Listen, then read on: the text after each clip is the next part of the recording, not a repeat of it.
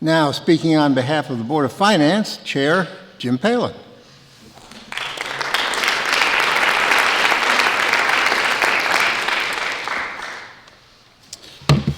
I'm not sure why I'm always last here. So I guess I have two options. I can either put you all to sleep so that you decide not to vote on the Board of Ethics, or I can try to jazz you up so you have a ton of energy and you're going to be here for another half hour voting. So. You have the floor. Well, listen, I'll start off by, thank you all for approving the purchase of that one little circle and those couple documents, which Amy and Jack summarized extremely well. I'd be remiss if I didn't lean over to Monica and tell her, how do they just sum up perfectly in 5 minutes what we spent 16 months working on? But it was a big feat, I think, to get here, and thank you all for approving that. So I think the goal here, and we're in terms of efficiencies and getting more out of what we have, we're all relying on Jeremy here to help us with the presentation a bit. So the goal of my presentation tonight is to try to update you on where our finances are, give you some statistics on what I think are some important KPIs and things that the town is facing from a financial standpoint, and have you walk away with a little bit better understanding of what's happening to the grand list, what's happening to our taxes, where our taxes are getting spent, how we're paying for all these projects, schools, islands, and so forth. So I'd like to first start off by thanking my 6 fellow board members. Being chair of a big committee, I'd be remiss if I did not say it wasn't stressful. There are indeed some lonely times, and I will say that all 6 of my fellow board members that I've had the opportunity to serve with, I consider them friends, they're colleagues, the people I can lean on when I have questions, the people I sort of meet for coffee, get guidance on things, and it's really, I think we function as some 7 of the best people that maintain relationships with all the different boards and really get stuff done. There's no joking around, there's no politics, it's all down to business, and we all sort of work together, I think, very cooperatively. And I think we work well with other boards. And I'd be remiss on the bottom of this page here, Jen Charneski, who's our finance director, who's not here tonight, but has been here for 8 years and served in a similar role before that. There's a lot of ideas and a lot of data requests and a lot of things that our board puts together, and Jen really is able to take that, turn it around quickly, including things this afternoon for this presentation. And I want to really give a real shout out to her and her staff for everything they do to help our board function well. So echoing a little bit of what John talked about earlier, like we need to take stock in what we have and make sure we maintain what we have. The Board of Finance, we're not an operating board. So we're not teaching 4,677 kids. We're not overseeing the police, the parks, or anything like that. We have a little bit of a nebulous job where we're trying to take everything that our 2 policy committees or operating committees, the Board of Selectmen on the Town Services side and the Board of Ed on the education side, all of their wants and their priorities and so forth, and balance that with taxes so that we create what I call a portfolio of Darien. No one would invest in Darien if the only thing we had were great schools, and we do have great schools. No one would come to Darien if the only thing we had were great parks. And we do have great parks, and we're expanding. We're expanding from 225 acres of parks and open space with Great Island. That'll bring us up to close to 290 acres, right? Our home values are going up. But it's really the portfolio, the balance, and everything you see on the page here from our schools on the operating side, but also the capital side. Our home values. I'll talk a little bit more about the grand list. All you probably received letters in the mail over the last week or so telling you how much more wealthy you were, right? How much more your houses were worth. And everyone's probably thinking, well, what does that mean in my tax bill that I pay on July 1 and January 1? And people are trying to think, what have we committed to with Great Island? It's great, but what's it going to prohibit us or limit us from doing in the future? Public services, John spoke to it. I can't thank enough all of our town staff and what they do. Working on the Great Island project with Monica, I got to probably spend more time with different departments and so forth than I've ever spent before. And it's amazing to see the amount of work that they do just in doing their jobs on a daily basis. And then the amount of work they do to support the 5 on the Board of Selectmen, the 7 on Board of Finance, Board of Ed, 100 people on the RTM, all the questions we know we're always putting in front of them. It's really amazing. I think it's a lot of what we have, the reason it works, a lot of the stuff on this page, the reason the lights turn on every day, the roads are plowed, people show up to fires and police calls are because of our staff. And we have over 1,200 staff across this entire town. So I think we should keep them all in mind and thank them. You've seen this slide before. These are some of the things I focus on when I think about like what makes Darien great and how do we continue to support the portfolio of things you saw on the prior page. We have a AAA rating from Moody's. It's the highest rating it's available. Even after what we went through in COVID,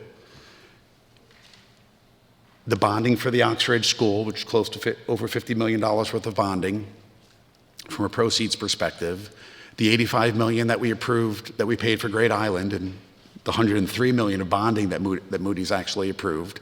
With HHR, they reviewed everything. They looked at our bonding profile, they looked at our tax base, which I'll get to in a later page, and they reconfirmed the AAA rating. And I think we're in good shape to continue to invest in things that we need to, things that John mentioned earlier that he believes are priorities for this town. We need to continue to invest in infrastructure, and things like Jill mentioned at the Board of Ed, additional capital investment that we have there. We have a $30.8 million fund balance. This is our rainy day fund, right? This is we usually maintain around 17% of our annual budget for liquidity purposes, for the what ifs, some of which we saw during COVID. It's about $10 million over what we call our policy floor, which is 12%, which is a level the Board of Finance has said we never want to go below that. But we have generally been aiming for that 17% because that's where we think the AAA rating will be supported. There's some new guidance coming out of the state and the rating agencies that our committee is looking at now to see if it makes sense to possibly bring that down given our tax base, which I'll talk about in a bit. Our current debt balance, including both long-term bonds and some of the short-term notes we issued to finance half of Great Island, is up by $100 million versus when I gave this speech last year. We went from $84 million to $184 million. But more debt does not necessarily mean more taxes. Our board, working with our finance director and our outside finance municipal bond advisor, over the last 6 or 7 years, when I joined the board, when John was chair 8 years ago, we began sort of a methodical approach to changing how we're bonding. Rather than level principal, we were doing level debt service. Small things, just words and so forth, but they have a dramatic effect of how we kind of stack near-term debt service on top of our budget. We've extended our debt in some cases. For Great Island, the portion of the debt that we did long-term was over 30 years. And that was thanks to an extension which the state passed, which allowed you to bond both school buildings and land acquisitions over 30 years rather than 20. So we're a little bit fortunate there. And our next bond issuance is going to come up in probably be March or April of next year. We timed that for when rates will start coming down. So we have that type of power to see into the future. From a mill rate perspective, 17.61, we are among the lowest mill rates for towns in the 169 municipalities in Connecticut. We've been there for a long time. In part, it's because we have a significant real estate base, 94% of which is residential and commercial property, but also because we're fiscally conservative. We're careful on what we spend, how we spend it, and we think and rethink, and we design good capital, good building committees, and we think long and hard about purchases like Great Island, like new schools, renovations, and so forth. So last year we had a mill rate of 17.61. The one thing I can tell you, which I usually can't tell you at this point in the year, is your mill rate will go down. Properties in Darien are up on average 29%. So that means if we don't spend more, your mill rate will go down by 30%. But the aggregate taxes will be the same on average, and I'll get to that in a bit, because on average does not mean it's the same for all. Demand for real estate has continued to soar. That's part of what drove prices up. We've seen greater price appreciation than a lot of our neighboring towns in Fairfield County and even in Westchester and so forth. But in the end, Darians, we survived the pandemic. We're in great shape, but we're always going to face new pressures that we need to be prepared for, make sure that we're designing budgets that can withstand, whether it's inflation or other things. I talked a little bit about the grand list, and I won't be as eloquent as John was on his short video here, but I want to drill down a little bit in the background. This is what last October the grand list looked like, and we set all your taxes for fiscal 2024. What I call real estate has like 6 different categories: residential, vacant land, most of which is developable or near developable; commercial properties, which are now in excess of $700 million, and Steve spoke to the amount that were in total over $300 million being added to the grand list in terms of appraised value, 100, 150 per year for a couple years. That's 93.9% of our overall tax base is paid by property owners. Motor vehicle, 3.9%.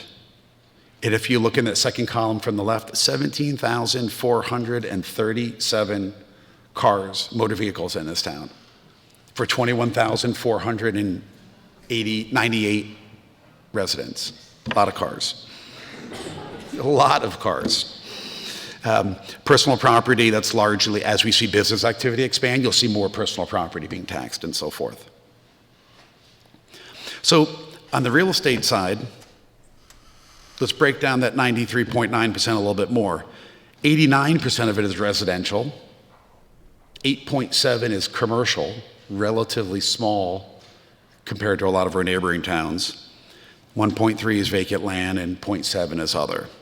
Public utilities, Eversource, and so forth.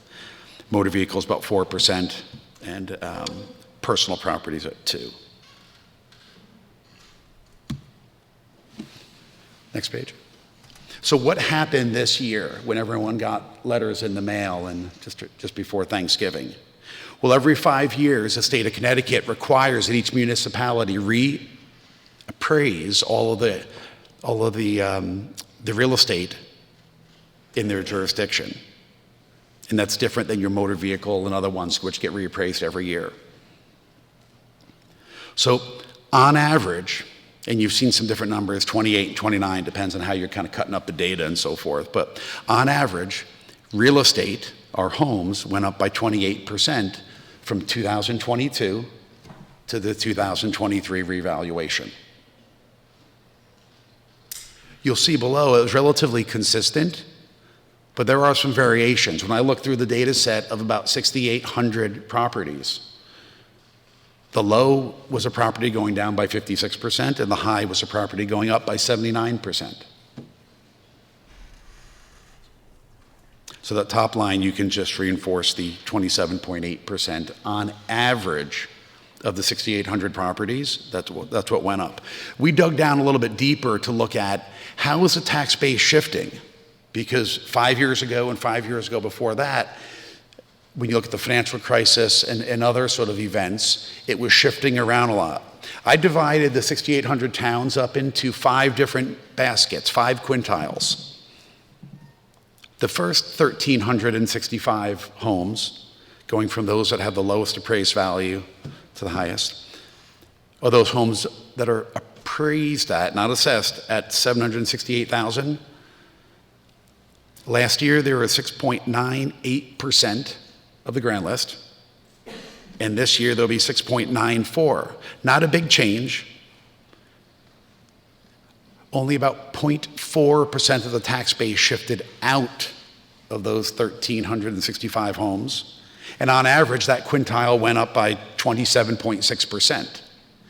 As you carry that down through these 5 different quintiles, you'll see a few common themes, right?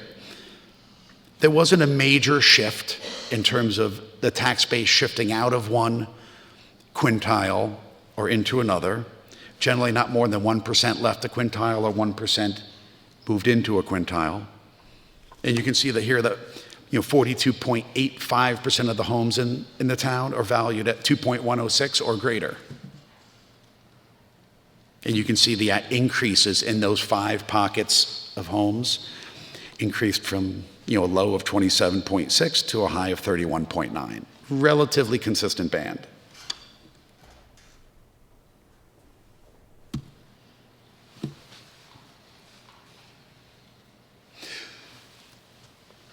Overall spending. Here's what's been going on with our spending for the last 12 years. It goes up every year. Inflation goes up. 75% of what we spend money on are human capital, right? Because of contracts, because of seniority, because of normal types of GWI provisions, it goes up. 1 year, and this is based on the approved budget for fiscal 2024 that we're living in, not the actuals. 1 year, it's up by 3.6%, 5-year trend 2.8, 10-year 2.7. This is actual spending.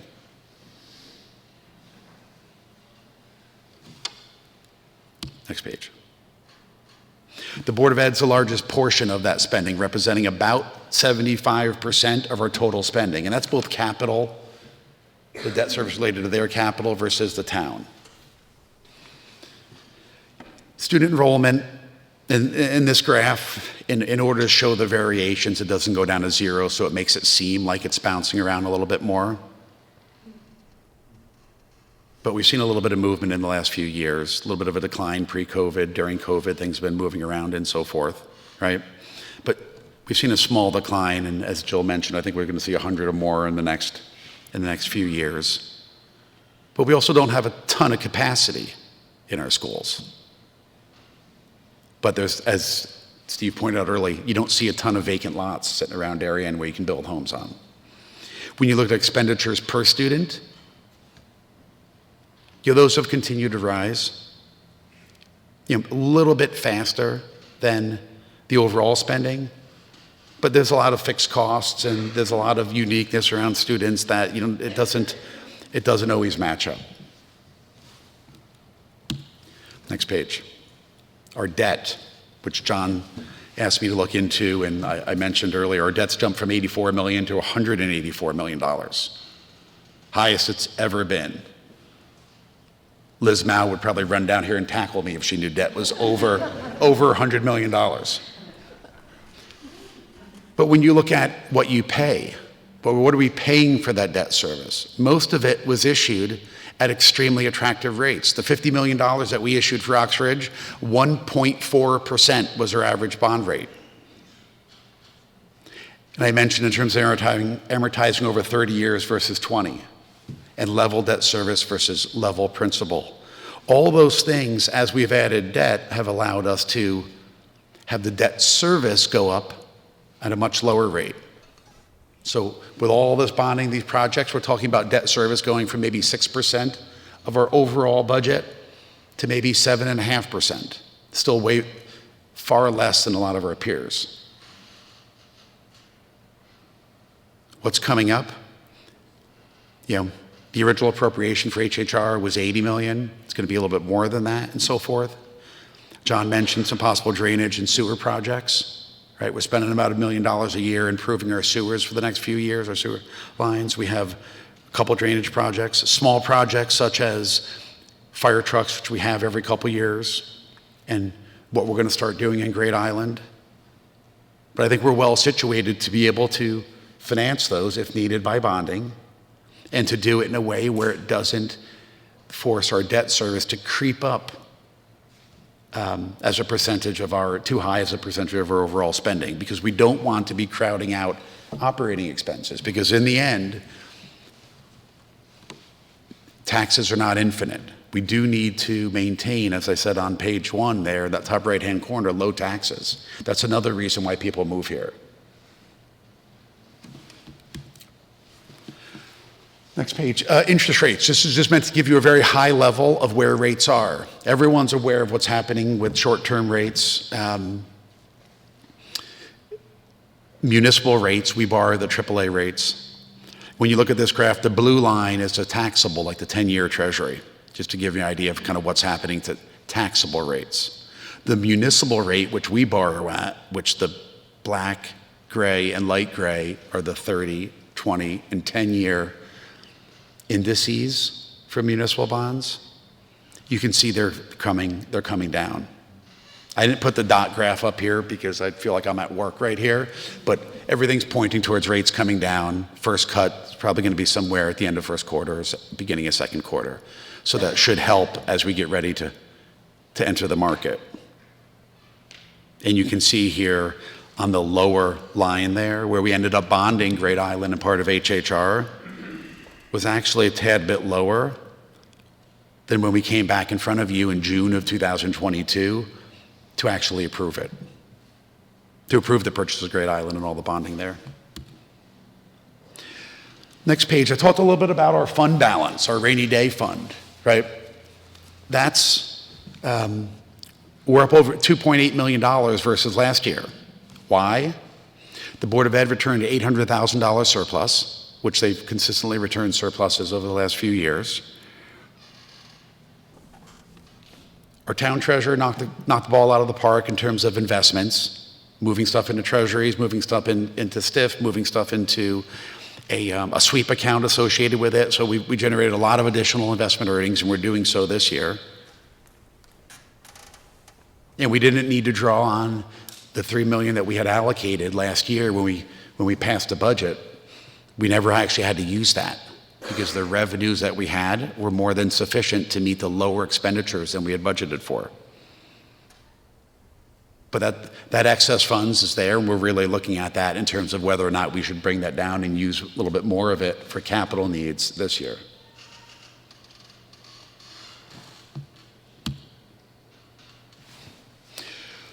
High level, what did 2023 look like? On the top graph, let's talk about the revenues, right? Property taxes came in a little bit above average. Why? Because we assume this 25 basis points of uncollected taxes, and we don't necessarily bake into the grand list every last change for every last kitchen renovation and so forth. So we had about $500,000 of extra revenue there. In terms of, if you look at investment income and additional fees from the transfer station and so forth, that brought in an extra $2.4 million. State grants were a little bit lower than what we expected, but part of that was also just because we where we have those funds coming into the general fund. And so what was originally going to be a $3.8 million contribution from the general fund that you saw last year was at $28 million, was never used. So that's still in the general fund and what's helped kind of bring it up. We've had a couple of special appropriations that you all have approved, but it's still in there. On the expenditure side, the town came in $2.2 million below budget. The Board of Ed, although it says here they came in $800,000 below budget, they were in the upper $1.6 to $1.7 million of a surplus, and some of which they used to handle other priorities and things that they needed to take care of in that budget cycle. Debt service was spot on, and capital was what it was.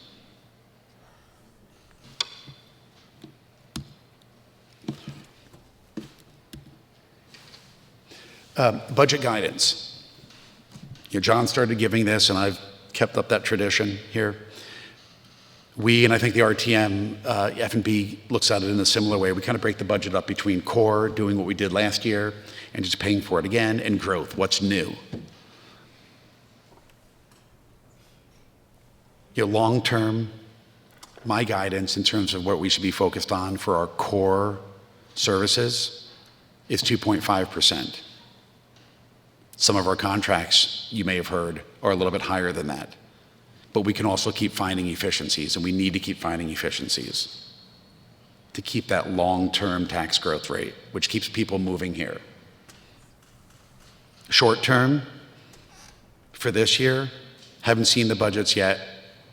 We know there are some things that were implemented part-time, halfway through the year last year and so forth. So I think that's somewhere between 2.5% and 4%, and we'll comment after we hear the Board of Selectmen and the Board of Ed kind of debate their staff budgets. New growth, again, said this year after year, we need to make a clear and compelling reason for implementing new programs, and we have to look at existing programs, whether it's on the school or the town side. We need to look at existing ones and make sure they still work. See if we can do them differently than we've been doing them for the last 5 or 10 years to find efficiencies. On the bottom of the page, grand list growth. Echoing Steve's comment again, I think we'll see 100 to 150 million of additional grand list, a larger denominator, if you will, over each of the next couple of years, which will help to offset some of those. But 100 to 150 million of additional appraised value in the grand list, on a grand list that's in excess of $12 billion, isn't that much. And then on the redistribution, we talked about when we looked at the quintiles, the change in the overall grand list and people's home values was pretty consistent when you began to break it down into 5 distinct groups. But still within those groups, and I'm sure if you turn to your neighbor, there's some that are their home values went up by much higher than 28%, and some that went up by much less than. And that's going to cause significant differences in people's ultimate tax bill that they get at the end of the year. If everyone's home only went up by 28% and taxes went up by 3%, then your taxes would go up by 3%. But if you're significantly higher than the average, that's going to add to your tax bill. If you're below, that's going to subtract from your bill. But again, this is baked into state statute, and the purpose of it is to rebalance and make it equitable.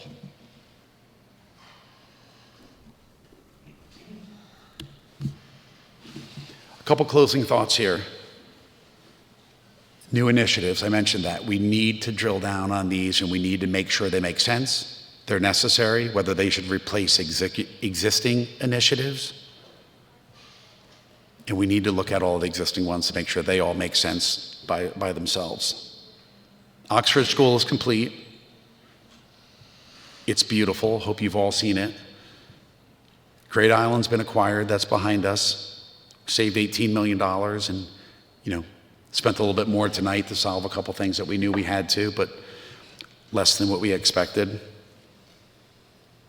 In total, there'll be over $140 million in investment between Oxford and whatever we do at HHR, right? Where that ultimately shakes out. Let's carefully review new projects. Budget guidance is just that. It's designed to keep our town fiscally healthy, to keep taxes down, to keep us competitive versus our neighbors, and to make sure we can complete that whole portfolio. Myself and our board, we maintain a very active dialogue with the Board of Ed and with the Board of Selectmen.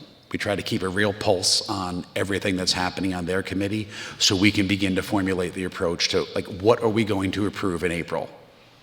What is the right balance of more spending for more priorities? Jill, and before her, Duke, and John, and before him, Monica, and Steve, friends with these are all my neighbors, these are all my friends, these are people I have active dialogue with, and they help keep me and my board up to date on everything that's going on. So there are no surprises. When things are coming down the pipeline, we're always having discussions about it. And I think that's why we're always prepared, and that's why you see us always work through budgetary pressures, whether they're up, down, sideways, whether they happen during a budget cycle or off budget cycle. The way we get stuff done, like John mentioned, you're all our neighbors and friends, right? We all work together. We're all not getting paid for any of this, so we can all work together, I think, to make sure we make the best decisions here. The last bullet, I would just say, on capital projects, whether they're small, medium, or large, the key to successful capital projects is having a well-defined need,